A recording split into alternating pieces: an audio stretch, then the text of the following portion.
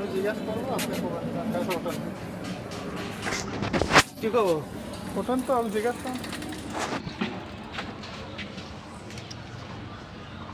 আসসালামু আলাইকুম। ওয়ালাইকুম সালাম। মিলন ভাই, মিলন ভাই, গাড়িটা কি বিক্রি হবে ভাই? হ্যাঁ, বিক্রি হবে। এটা কি নিউ? একবারে নিউ। এটার দাম রাখবেন কত? দাম আপনার জন্য 28,000 টাকা দেবো।